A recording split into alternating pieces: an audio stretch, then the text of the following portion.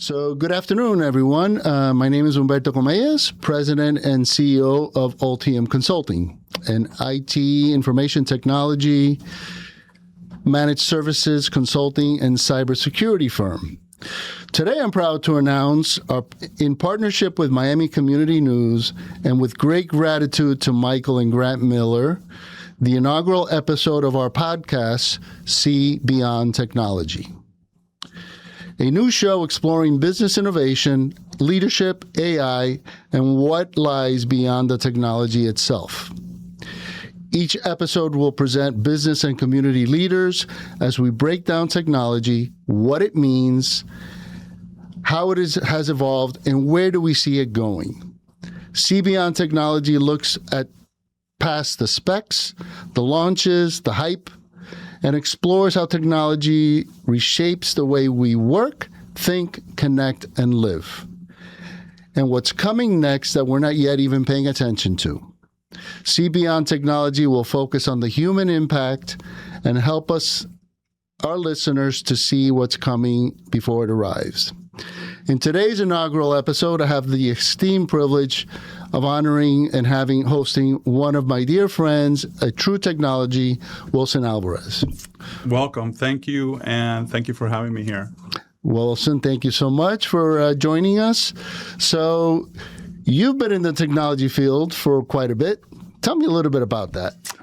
Well, I started in 1991 when I was about 21 years old. And the reason why I started my business is because I was, what's that term? I was overqualified and underqualified at the same time. So I didn't have a degree, and I didn't have sufficient experience being 21 years old.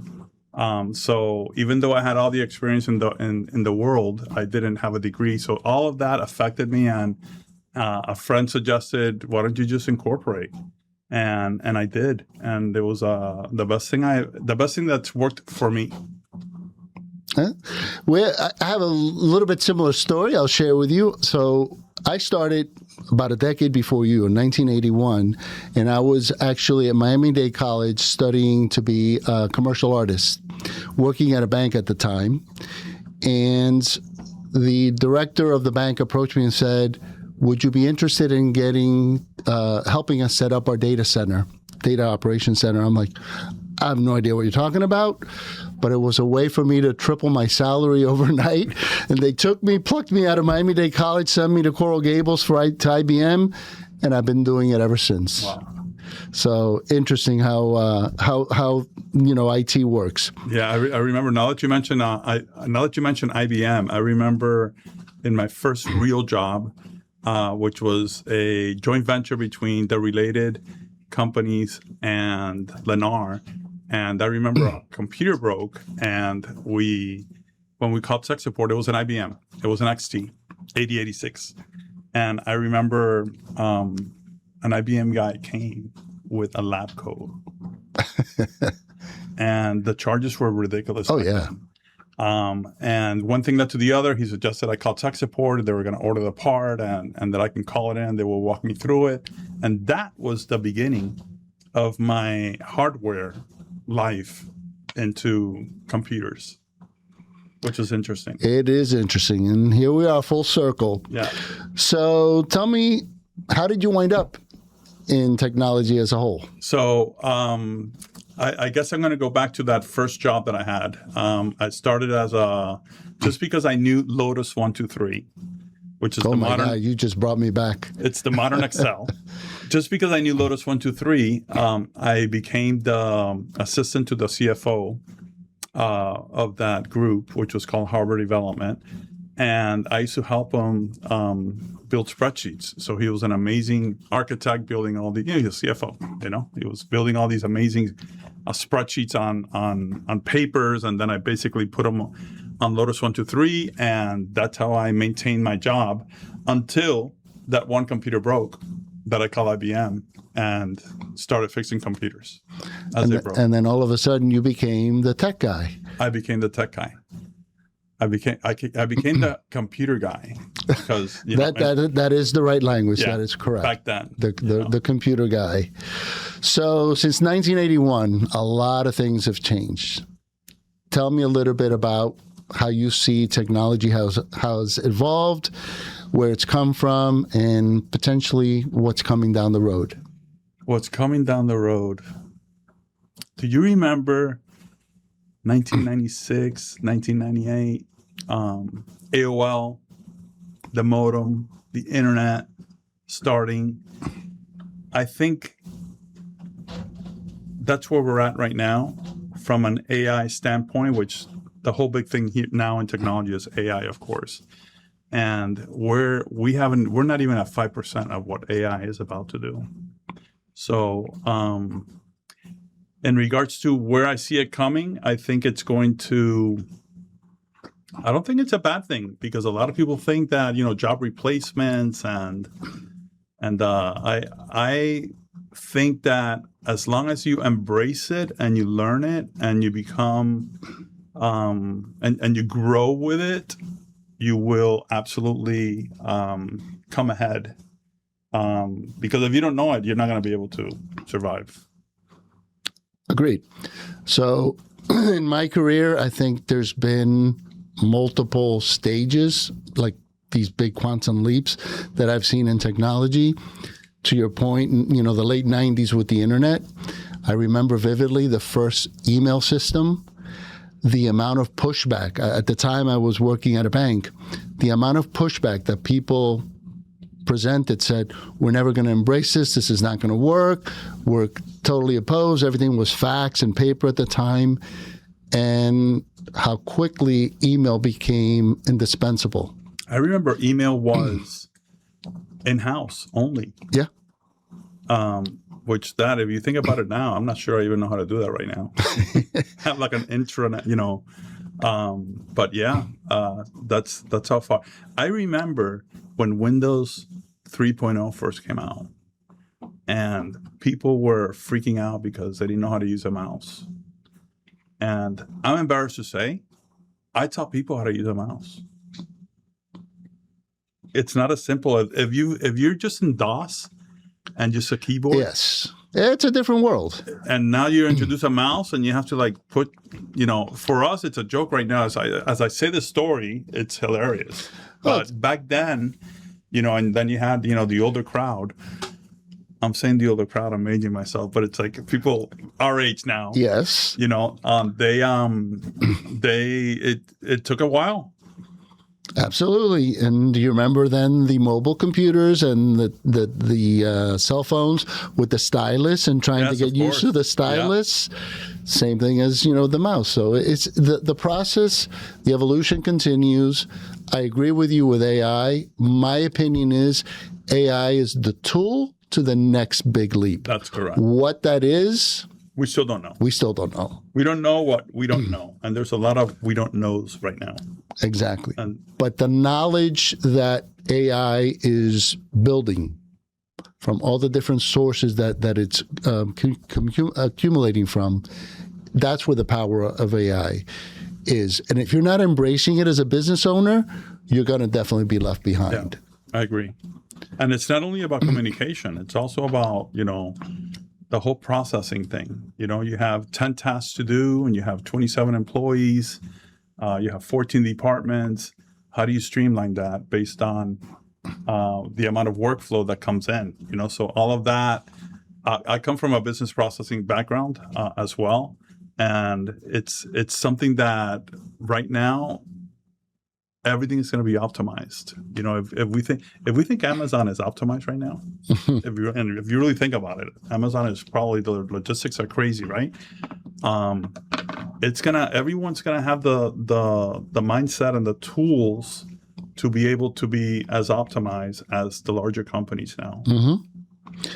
It basically has leveled the playing field where no longer the small businesses are at disadvantage because AI has really leveled the playing field.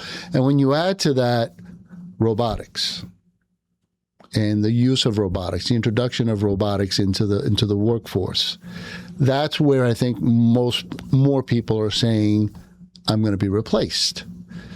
And I personally don't foresee that as coming true. I think robotics are going to, again, be a tool, like everything else, for businesses to use a technology to improve their processes and so forth. I don't see it as a human element replacement. It's going to be a paradigm shift for the entire world, in my opinion. I mean, the whole humanoid thing, I want one.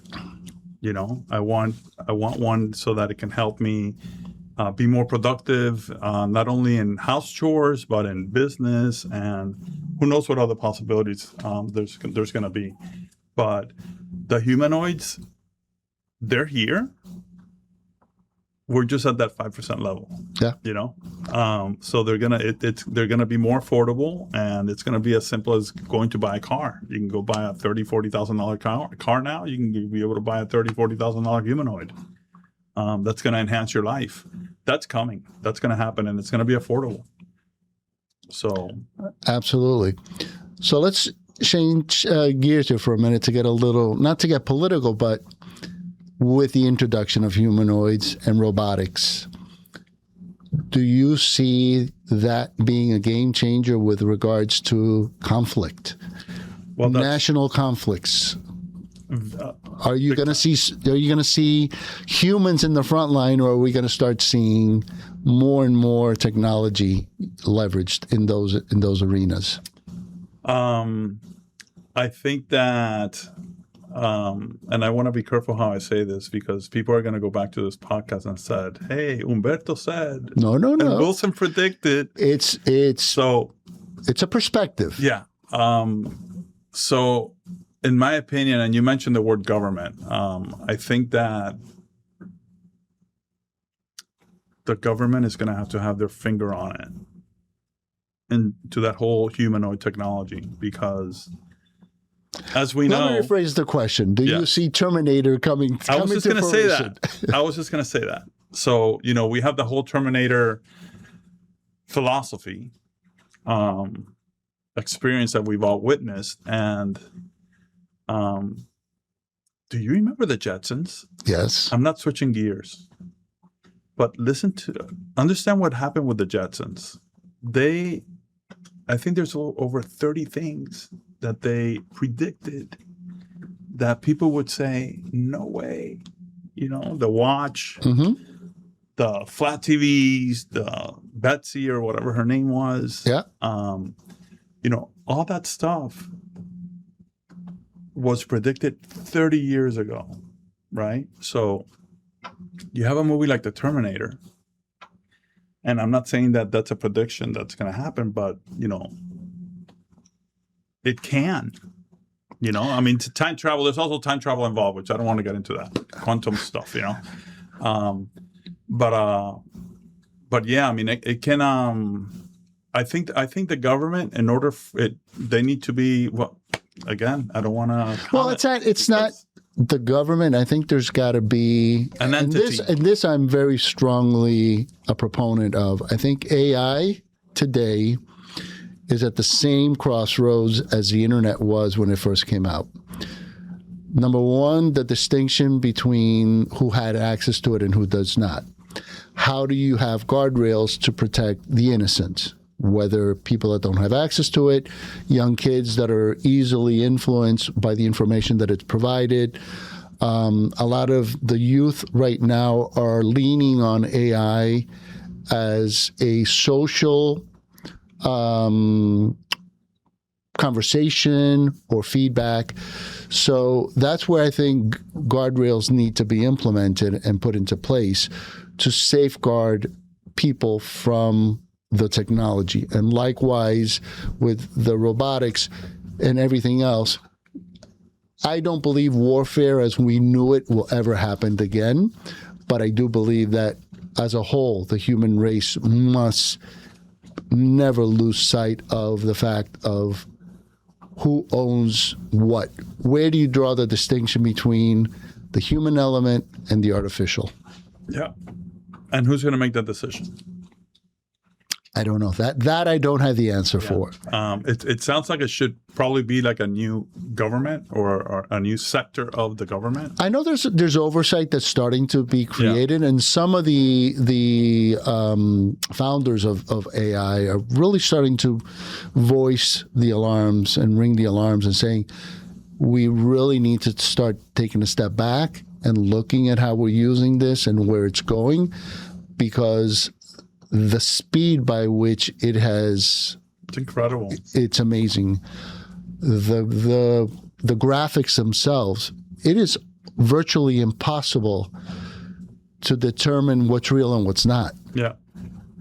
So people can be making decisions, political, social, whatever decisions based on what they see without ever really realizing, what I'm looking at is real or is it artificially generated? Right. And that's where I think some of the challenges come, and that's where I hope that this podcast will be able to shed light as we continue to grow, bring in additional resources, additional people to help kind of lay the groundwork for this, because it's critical. I remember the whole Y2K non-event. Yeah. Staying up when the clock struck 12 in Australia, watching what happened. And so many people made so much money expecting the worst. And nothing really happened. But do you think, not to get into a different topic, but don't you think it's because we were prepared? I know all my clients were with brand new computers. Yes, agreed. I know that we were prepared, but I think we estimated what the repercussions were going to be, personally. I'll tell you what, there were a couple of software, it was WordPerfect specifically, that when they went back to work, they double-clicked the icon and it wouldn't work. Agreed. Not everything. They just had to upgrade the software. 100%. But to the point, we're at that crossroads again that we really need to look at this and say, okay, where is AI going? How are we going to use it?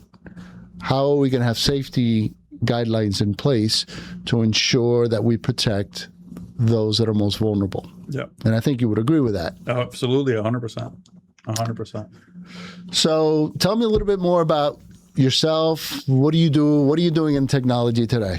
What am I doing? So that deserves a little story, and I'll try to be very brief. I started as a database developer back in hardware development, and then I became the hardware guy, the MIS coordinator. That was my title, Then I opened up my own business. I was doing strictly hardware. That was during the clone days. Then 2008 hit, which was a real estate crash. And Hurricane Andrew came. And when Hurricane Andrew came... That was 91. That was 91. When Hurricane Andrew came, it made a really big shift into, more of the hardware, building the computers, et cetera, as opposed to my database development stuff. Then 2008 came, and I made an automatic shift into web pages just because people were asking for websites. So now I'm doing IT-related work and websites. When COVID came, everybody wanted social media. So now I had the experience of websites, and I incorporated my blogging with my social media. And that's basically what I'm doing right now. So I have three tools. I have three toolboxes. I still have many clients that I do IT level 1 stuff. Then I have, social media. I do social media work for clients, and I also do web development. So I got a little piece of everything, and that's how I'm. So to put a string on this, how much of the AI is embedded into the web development that you're doing? AI is embedded in everything, even in the hardware, even in the IT related stuff, in the social media stuff, and in the web development. It's just like AI. I can't. It's not that I can't function without AI, but I'm sure gonna miss it if I have it. It's like when you leave your house and you realize you left your phone. It's like, okay, I'd rather be without my wallet than without my phone. Turn around and go back. It's even for IT. If you have any issues, You know what? I haven't called tech support in over 2 years. That tells you everything right there. Because if I have a question that I need to ask, I go to AI, I ask a question, and it's 90% accurate. Yeah. And the 10% that's not accurate is because I didn't ask the right question. But it's all about prompt engineering. It's all about how you ask the question. Yeah. So. Yeah, it's a very interesting time that we're living in. And to your point about the Jetsons, it's crazy, it's scary, but at the same time, it's exciting because who knows what's coming next? Who knows what's coming next? What the next evolution is, how AI is going to build that next widget or whatever it is. So, and the whole humanoid thing, that deserves its own little podcast show one day, you know? Yeah.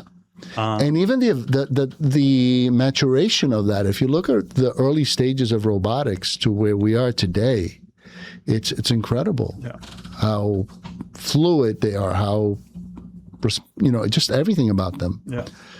It's impressive.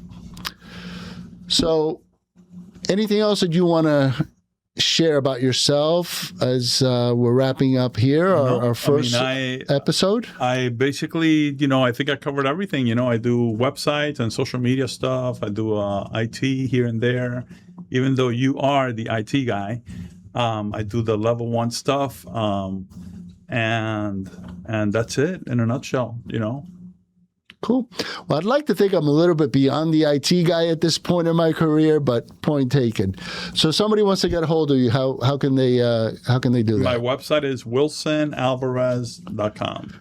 Very creative. Yes, it's my name. wilsonalvarez.com. I remember for years you used to buy up domains, and you still do that? Yeah, a little bit here and there. I lost a lot of them, economy stuff. Just things that happen in life, but. I still know a lot about it. It's that's one of those topics where people don't understand that a domain is anywhere between $10 and $15, and it doesn't really cost anything until it's sold. So, what's the price of a domain name that you just registered? It's speculative, right? It's an intangible asset. So. It's not cash in the bank, so to speak. Agreed. But it could be. So, it could be. Yeah. If you have a 1-letter domain name or a 1-word domain name. Yeah. But yeah. Great. Well, Wilson, I appreciate it. I really enjoyed this. And thank you for having me in your first ever podcast. I'm an Ulltium consulting fan. Thank you. And thank you for the great work, by the way, that you are doing not only for yourself, for your family, for the chamber, for the community. We all appreciate you. Thank you. Appreciate it. So, again, thank you all for joining us. This was our first inaugural podcast, one of hopefully many to come. As Wilson said, we also work a lot in the community with organizations like Branches, Christie House, the Trowbridge Foundation, several chambers. So I'm a big believer in helping the community. Grew up here in Miami. I love Miami. It's home and will always be home. Again, I want to thank Michael and Grant Miller and their wonderful staff for allowing us this great space to launch this podcast. And we will look forward to the next episode. We will reserve the person that we're going to be interviewing to be announced at a later date. So thank you very much. Have a wonderful afternoon.